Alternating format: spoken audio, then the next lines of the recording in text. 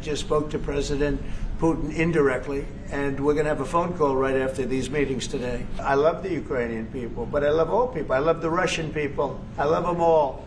I want to get the war stopped. I don't think you need a ceasefire. You know, if you look at the 6 deals that I settled this year, they were all at war. You've been involved with the peacekeeping in Ukraine since your first day in the administration.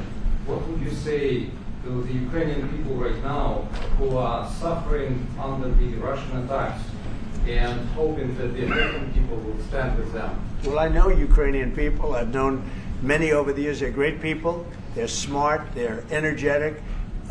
They love their country. I mean, they love their country, and we want to get this war ended. That's all I can do. I love the Ukrainian people, but I love all people. I love the Russian people. I love them all. I want to get the war stopped. Very important. Mr. President, was there any aspect of your discussion with Vladimir Putin that left you disappointed? Look, we just spoke to, I was just telling the president, I just spoke to President Putin indirectly, and we're going to have a phone call right after these meetings today. And we may or may not have a trilat. If we don't have a trilat, then the fighting continues. And if we do, we have a good chance. I think if we have a trilat, there's a good chance of maybe ending it. But he's expecting my call when we're finished with this meeting. Last week you warned of what you called severe consequences if a 30-day ceasefire or any type of ceasefire were not agreed to by Russia. Will there be severe consequences? Does that change because of I don't think you need a ceasefire. You know, if you look at the 6 deals that I settled this year, they were all at war. I didn't do any ceasefires.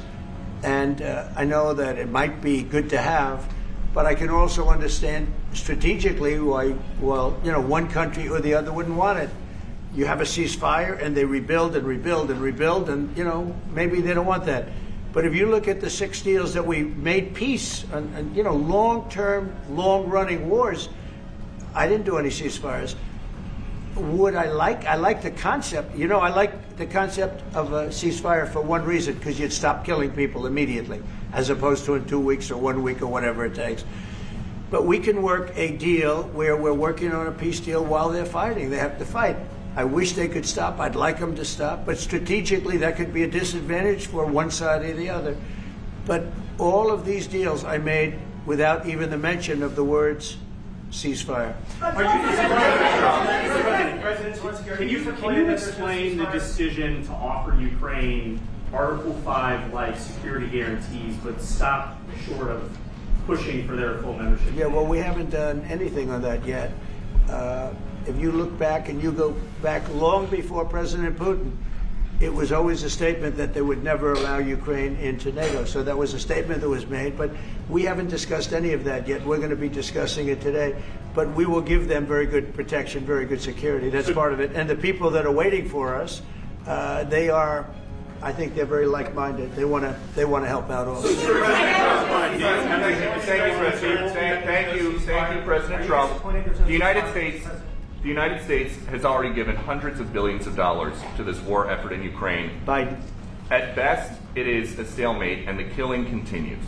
So, President Trump, how much more is the United States willing to give Ukraine? And President Zelensky, how much more do you want? Well, I'll start off just by saying we're not giving anything now. We're selling weapons. This is something before, I guess the number is well over $300 billion. That was under Joe Biden, a corrupt politician, not a smart man, never was. By the way, go back 40 years, he was not a smart man 40 years ago either, but now he's in particular bad. This was done by a corrupt administration that shouldn't have been in, and frankly, if the right results of the election were given, if I were president, this war would have never taken place, and he would have been very happy, because he would have liked to have seen, I mean, they went through hell. He went through hell. This war would have never happened, and the people that were killed, a couple of million people, a lot of people with soldiers and everything else, and the people that have been displaced and forced into other areas and other countries because of what's happened, none of that would have happened. And I'm just saying that he was a horrible president, whether it was the borders or this. He was just a horrible, corrupt president. Mr. President, You want to answer? I can. Thank you so much. So first of all, we have possibility now to buy weapon from the United States. We are thankful for this program and this opportunity. We are thankful for Europe. They pay for this.